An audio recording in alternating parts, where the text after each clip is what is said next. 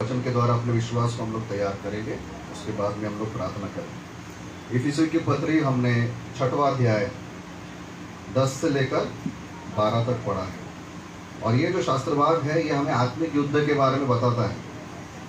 वचन कहता है कि इसलिए प्रभु में और उसकी शक्ति के प्रभाव में बलवंत बनो। हम में से बहुत सारे लोग कमज़ोर हैं, आज भी कमज़ोर हैं, लेकिन हमें परमेश्वर के सामर्थ्य में बलवान होना है। हालेलुया। और कहता है कि परमेश्वर के सारे हथियार बांध लो कि तुम शैतान की युक्तियों के सामने खड़े रह सको। शैतान क्या करता है? युक्तियाँ बनाता है। युक्तियों का मतलब होता है प्लानिंग करता है, योजनाएं बनाता है, ठीक है। तो उसके सामने हमें क्या करना है? खड़े रहना है। और फिर वो कहता है कि हमारा ये जो मल्ल युद्ध है वो लहू और मांस से नहीं, परंतु प्रधानों से और अधिकारियों से और संसार के अंधकार के हाकिमों से और उस दुष्टता की आत्मिक सेनाओं से है जो आकाश में है ना, आत्मिक सेना। तो हम लोग किसकी बात कर रहे हैं? दुष्ट आत्माओं की, कि किस प्रकार से दुष्ट आत्माएं हमारे जीवन में असर करती है। तो पिछले बार हमने देखा था नींद की आत्मा, बीमारी लाने वाली, निर्बल करने वाली आत्मा, है ना। और हमने इस प्रकार की जो आत्मा है इसके बारे में हमने देखा था। तो आइए हम लोग और कुछ आत्माओं के बारे में देखेंगे, ताकि हम लोग इन दुष्ट आत्माओं के प्रभाव से हम लोग बचे रहे या सुरक्षित रह सके। हम लोग निकालेंगे प्रेरितों के काम, इसका 16वां अध्याय और इसका 16 वचन हम लोग पढ़ेंगे।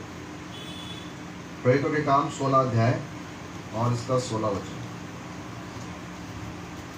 जब हम प्रार्थना करने की जगह जा रहे थे तो हमें एक साक्षी मिली, जिसमें भावी कहने वाली आत्मा थी और भावी कहने से अपने स्वामियों के लिए बहुत कुछ कमा लाती थी।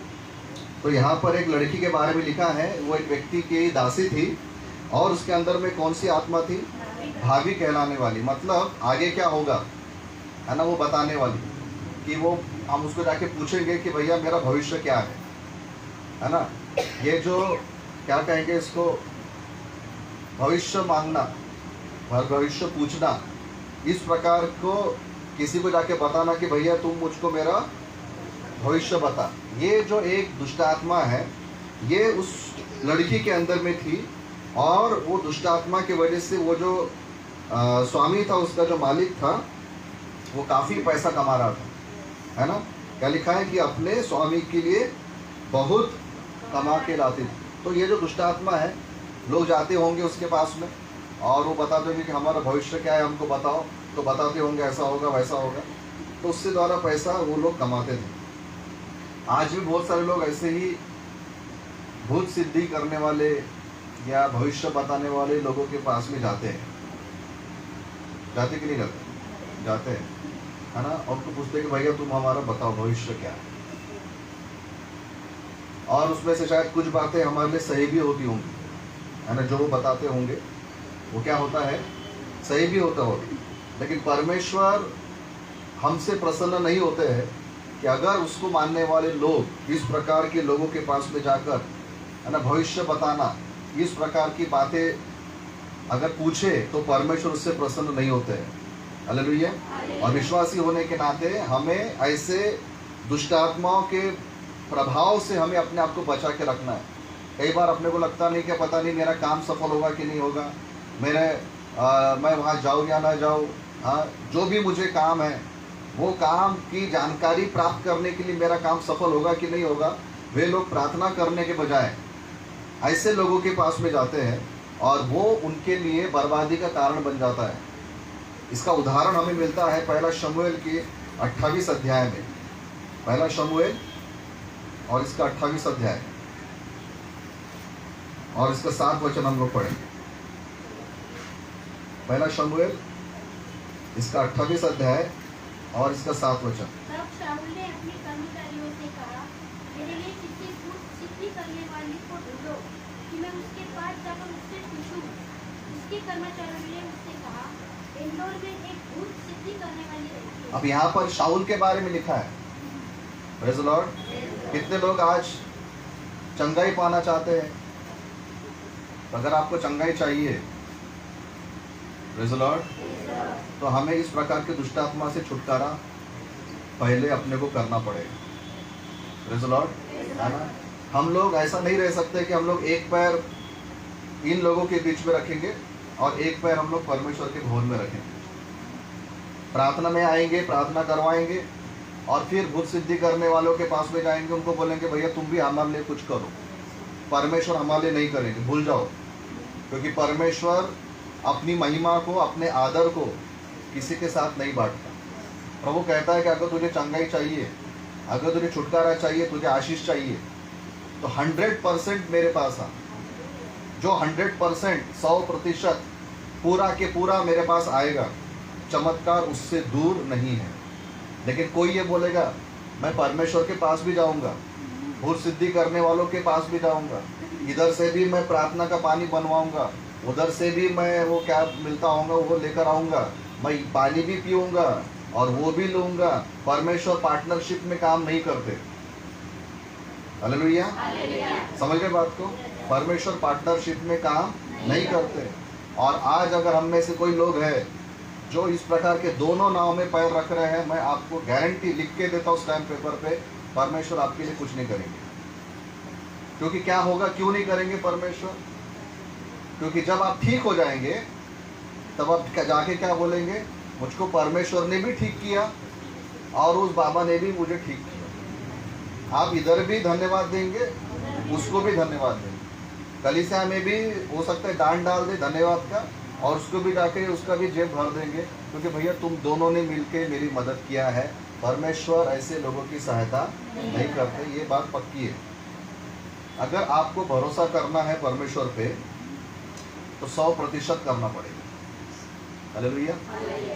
भरोसा करना एक रिस्क है ना, विश्वास करना क्या है, एक रिस्क है, खतरा उठाना पड़ता है।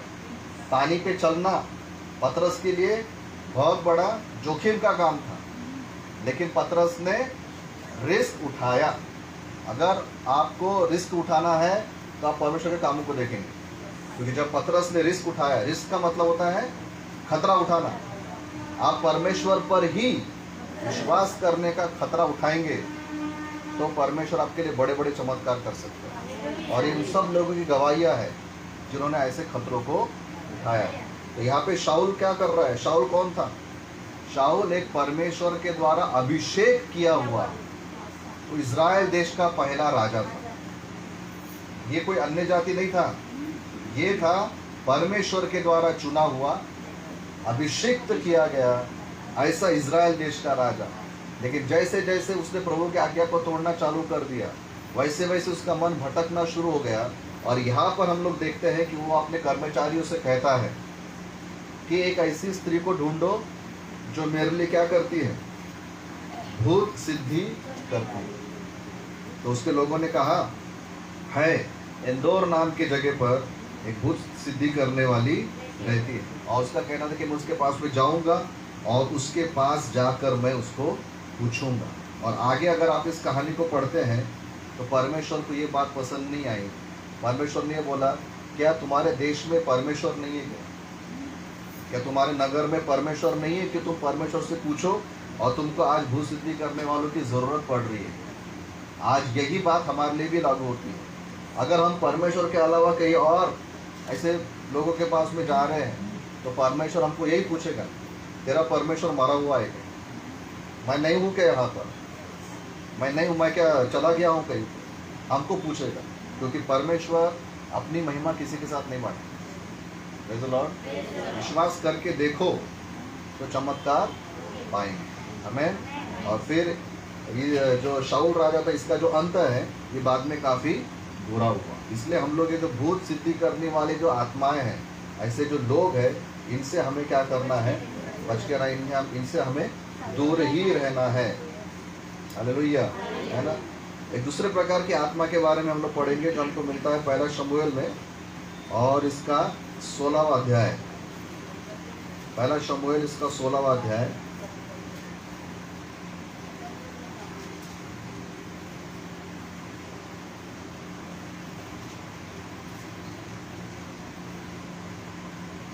और इसका 14वां वचन हम लोग पढ़ेंगे। यहोवा का आत्मा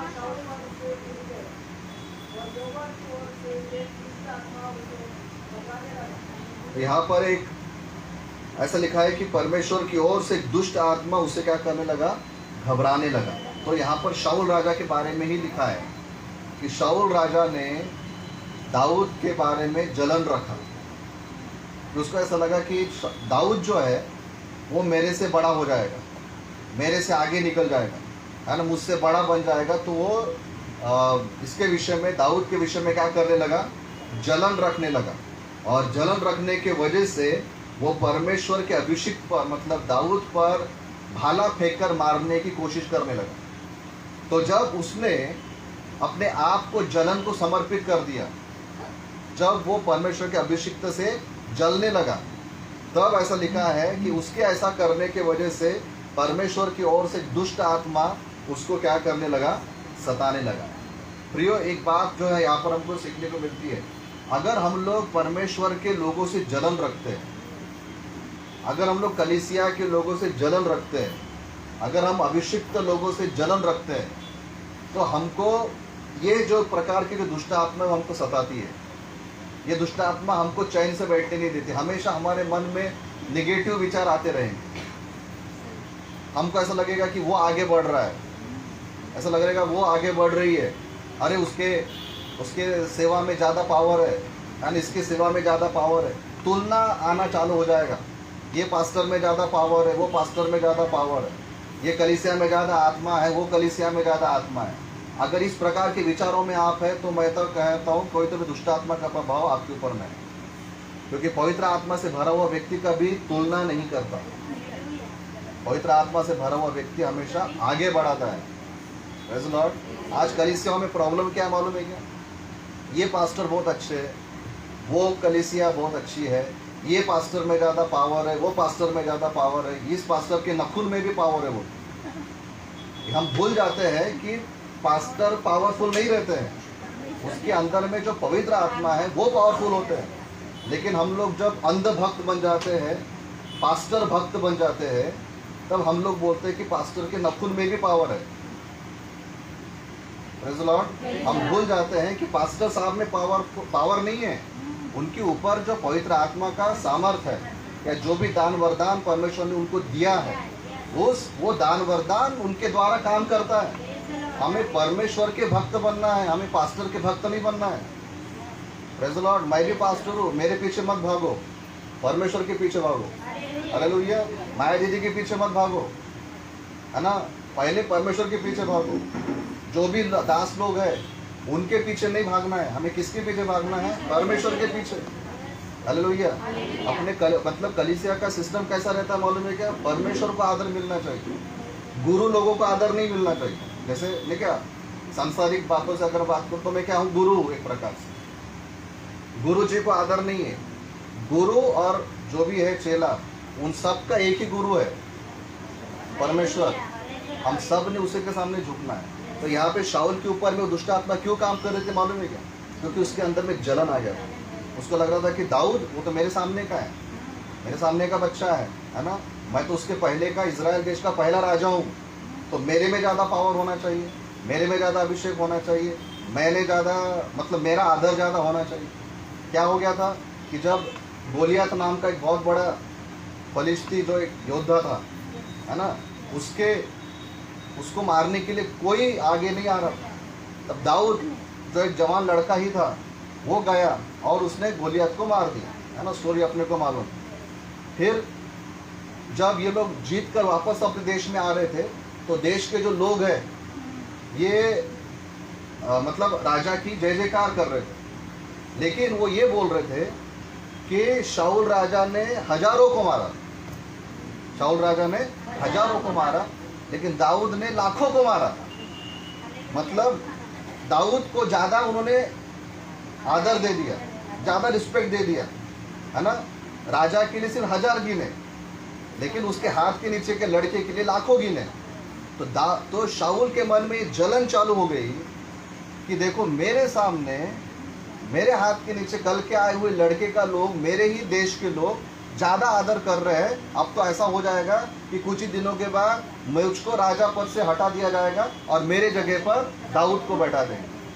तब से ये जो दुष्ट आत्मा का असर उसके जीवन में चालू हो गया। प्रियो, आज ये वचन हमको ये सिखा रहा है कि हमें किसी के बारे में भी जलन नहीं रखना चाहिए। कभी किसी एक को हमने बहुत ज़्यादा ऊंचा नहीं उठाना चाहिए। जलन क्या करती है, हमारे ऊपर में दुष्ट आत्मा के कामों का रास्ता खोल देती है। क्या हो गया शाऊल का, फिर बाद में आगे हम लोग पढ़ते फिर नहीं क्या, भूत सिद्धि करने वाले के पास गया और बाद में वो बुरी तरीके से नाश हो गया। एक समय तो ऐसा आया शाऊल के लिए कि उसको मौत नसीब नहीं हो रही थी। मतलब जब लड़ाई में जब वो घायल हो गया था, उसको मृत्यु भी नहीं आ रही थी। वो बोलता कि कोई तो भी आओ और मुझे मारो, क्योंकि मुझे तकलीफ हो रही है, या फिर वो परिष्ठी लोग आएंगे, वो मुझे बांध कर गुलाम बना कर लेके जाएंगे, मेरा ठट्टा मजाक करेंगे। तो बोलता कि मुझे मार डालो। मतलब उसको मौत भी नहीं आ रही थी, है ना। तो प्रियो, हमें जलन की आत्मा से बच के रहना है। हालेलुया, है ना। और इसलिए अभी एक बात बताना चाहूँगा, अभी याद आ रही है, अभी आजकल फेसबुक पे और इस समय बहुत सारे प्रभु के दासों के बारे में भी ऑनलाइन चालू है। पिछले दिनों में एक बहन की मुझे फ़ोन आया। उन्हें बोला कि पास्टर साहब, मेरे परिवार में प्रॉब्लम है, और इसलिए मैंने जब उनका ऑनलाइन देख रही थी तो उन्होंने बोला कि आप अपने प्रार्थना विनतियों को भेजो, हम आपके लिए प्रार्थना करेंगे। तो उसने फ़ोन करी और फ़ोन लगाई, तो उन्होंने बोला कि ठीक है सिस्टर, हम आपके लिए प्रार्थना करेंगे, आप अपनी प्रार्थना विनती को भेज दो, लेकिन हमारा ये जो फ़ोनपे का जो नंबर है इसमें 1000 रुपये डाल देना, हम आपके लिए प्रार्थना करें।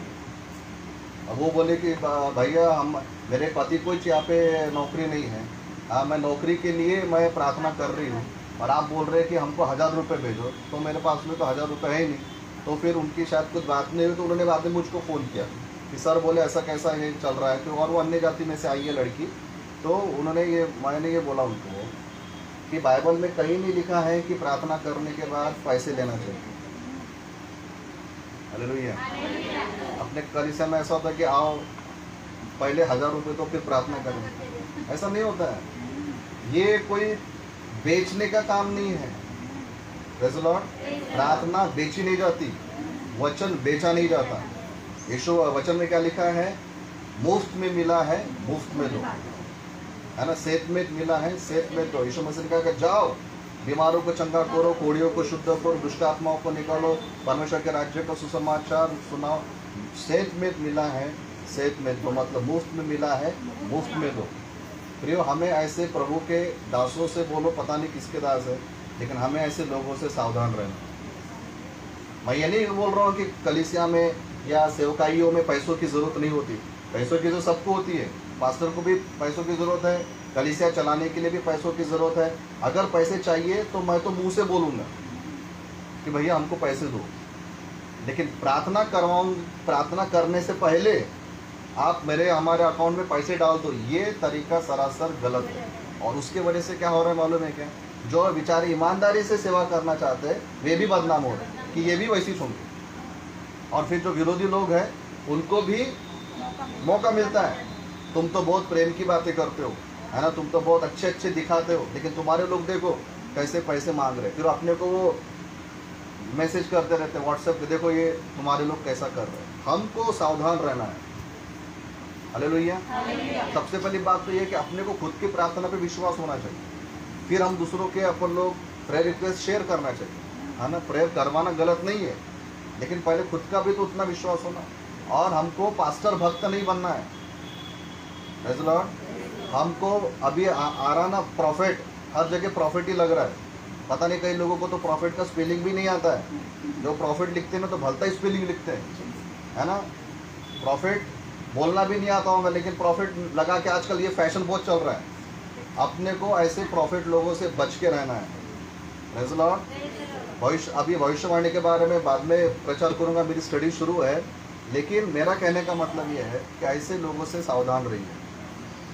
प्रेज़ द लॉर्ड, है ना।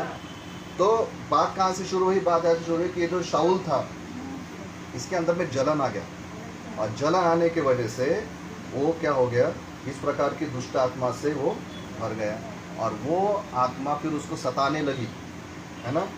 वो 14 वचन में क्या लिखा है, वो जो दुष्ट आत्मा थी उससे क्या करने लगी, घबराने लगी, डराने लगी, है ना, उसको सताने लगी। उसको यहाँ तक की परिस्थिति आई कि वो उसको सोच रहा था कि मैं दाऊद का मर्डर कर डालूं, मतलब ये जलन की आत्मा हमको मर्डर करने के लिए भी उकसाती है। Praise the Lord. नहीं, इसमें प्रेज़ द लॉर्ड नहीं बोलना चाहिए, है ना। मतलब ये है कि ये जो दुष्ट आत्मा है हमको खून करने के लिए, जलन है ना।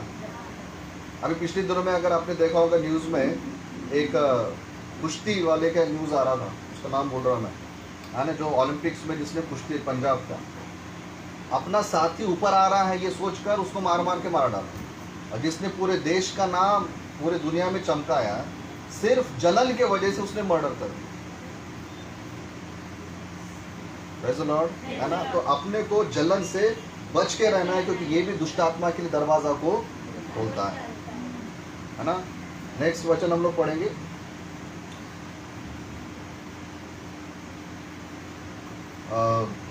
पहला शमूएल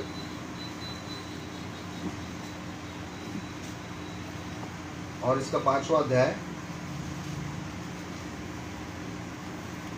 पहला शमूएल इसका 5वां अध्याय,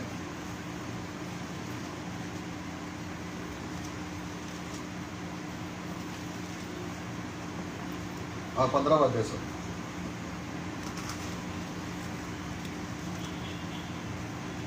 और इसका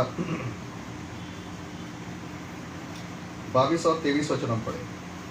शमूएल ने कहा, क्या यहोवा होम बलि और मेल बलि से इतना प्रसन्न होता है जितना कि अपनी बातें के माने जाने से प्रसन्न होता है? सुन, मानना तो बलि चढ़ाने से और कान लगाना मेंढों की चर्बी से उत्तम है। देख, बलवा करना और भावी करने वालों से पूछना एक ही समान पाप है, और हट करना मूर्तों और गुरु देवताओं की पूजा के तुल्य है। तूने जो यहोवा की बात को तुच्छ जाना, इसलिए उसने तुझे राजा होने के लिए तुच्छ जाना है। तो यहाँ पर एक तीसरी बात हमको दिखाई देती है कि शाऊल जो राजा था, है ना, शाऊल राजा ने क्या किया कि परमेश्वर के दास, उस समय जो था शमूएल जो था ये याजक था, ठीक है। तो याजक का काम था कि परमेश्वर के सामने बलि चढ़ाना, प्रभु के सामने जो भी सेवकाई का काम है वो क्या करना, बलि चढ़ाना। ये किसका काम था? याजक का काम था, प्रभु के दासों का काम था। परंतु शाऊल ने क्या किया? शाऊल ने ये किया कि उसको ऐसा लगा कि शमूएल अभी थोड़ा दूर है, ठीक है, तो शमूएल को आने का भी टाइम है, तो अब पता नहीं क्या होगा क्या नहीं। तो उसने क्या किया कि उसने याजक का काम खुद कर दिया, याजक का काम खुद कर दिया। जबकि शाऊल जो था वो याजक नहीं था, उस समय याजक कौन था? भविष्यद्वक्ता कौन था? परमेश्वर का शमूएल। कौन था? शमूएल। लेकिन शाऊल ने क्या किया? शाऊल ने बोला कि पता नहीं शमूएल कहाँ है, उसको कितना टाइम लगेगा आने के लिए। तो उसने क्या किया, जो काम उसका नहीं था वो काम उसने कर दिया, ठीक है। और आगे चल के वो झूठ भी बोलता है, ठीक है। तो फिर यहाँ पर शमूएल उससे कहता है कि परमेश्वर होम बलियों और मेल बलियों से उतना प्रसन्न नहीं होता जितना कि वो अपनी बात के माने जाने से प्रसन्न होता है। आमीन। 23 वचन में लिखा है कि बलवा करना, ठीक है, और भावी कहने वालों से पूछना एक ही समान पाप है। तो अभी हम लोग कौन से बात को यहाँ पर देख रहे हैं? वो है बलवा करना। बलवा मतलब किसी के विरुद्ध में जाना। जैसे नहीं कि अगर पुराने ज़माने में अगर एक राजा है, ठीक है, तो उस राजा को उस तख्त पर से नीचे उतारने के लिए उसका भाई बोलो या उसका कोई भी है, वो उसके विरुद्ध में बलवा कर देते और बोलते कि हम इस राजा को मार डालेंगे और उसके जगह पर मैं राजा बन जाऊंगा। उसको बोलते बलवा करना। आज भी होता है ना, विरोध करना। तो प्रभु के अभिषेक का जो काम तुम्हारा नहीं है वो काम करना, जो तुम्हारे लिए जो परमेश्वर ने नियुक्त नहीं किया वो काम करना भी बलवा करने के समान होता है। Praise the Lord. शाऊल का काम नहीं था वहाँ पे बलि चढ़ाने का, वो किसका काम था? शमूएल का। उसने रुकना था राह देखना था, भरोसा करना था, लेकिन उसका विश्वास कम हो गया था शायद, या वो डर से भर गया था, और जिसके वजह से जब शमूएल को आने में लेट हो गया तो शाऊल ने याजक का काम किया, और जिसके वजह से ये जो पाप है उसके लिए बलवा करने का पाप गिना गया। प्रियो, आज तीसरी जो बात यहाँ पर हम लोग देख रहे हैं वो ये है, एक स्पिरिट है जिसको बोलते हैं इजबेल की आत्मा। कौन सी आत्मा? इजबेल की आत्मा, जो हम लोग आगे पहला राजा की किताब में पढ़ते हैं। इजबेल नाम की एक रानी थी, अहाब नाम का एक राजा था, उसकी पत्नी थी इजबेल। और इजबेल जो थी ये अपने पति के कामों में बीच बीच में करने वाली थी। उसका पति था राजा, और ये पति का काम था कि राजा जो भी निर्णय लेगा वो राजा लेगा। तो एक बार ऐसा हो गया कि राजा को एक खेत बोलो या एक बगीचा बहुत पसंद आ गया, तो उसने नाबोत का जो था उसको जाके बोला कि मुझको ही तेरा ये बगीचा चाहिए। तो नाबोत ने बोला कि नहीं नहीं, ये हमारे पूर्वजों का बगीचा है, मैं तुझको नहीं दूंगा। तो राजा बोलता है कि मैं तुझे अच्छी कीमत दूंगा, तू मुझको दे देना करके। तो फिर भी बोला वो नहीं। तो राजा घर में आ गया और मुंह उतार के बैठ गया, है ना, नाराज होकर मुंह उतार के वो बैठ गया। उसकी फिर रानी आई इजबेल वहाँ पर, और इजबेल बोलते कि तू राजा है तो कैसे क्या क्यों मुंह उतार के बैठा है? तो उसने ऐसे बोला कि नाबोत ने मुझे वो बगीचा देने से मना कर दिया है। तो बोलते अरे तू राजा है तो उठ, मैं वो तुझको बगीचा मतलब लेकर दूंगी। तो जाती है, राजा के अंगूठी, मतलब वो ज़माने में जो स्टैम्प नहीं क्या अपन जो स्टैम्प मारते सील लगाते हैं, तो राजा की अंगूठी ली उसने और एक लेटर लिखा कि नाबोत के विरुद्ध में झूठे गवाहों को खड़ा करो, उसको पथरवा करके मार डालो, और वो जो बगीचा है वो राजा के नाम पे कर दो। और इसके लिए उसने राजा की अंगूठी लेकर उस रानी ने उस पर स्टैंप लगाया, और वहाँ पर लोग गए, झूठे आरोप लगाए और उसको पथरवा करके मार डाला, और फिर वो जो बगीचा था वो राजा के हक में आ गया। तो ये जो स्त्री है इजबेल, ये जो दूसरों के काम में मतलब राजा के काम में बीच में हस्तक्षेप करने वाला, उसके नाम से ये बोला गया है कि इजबेल की आत्मा।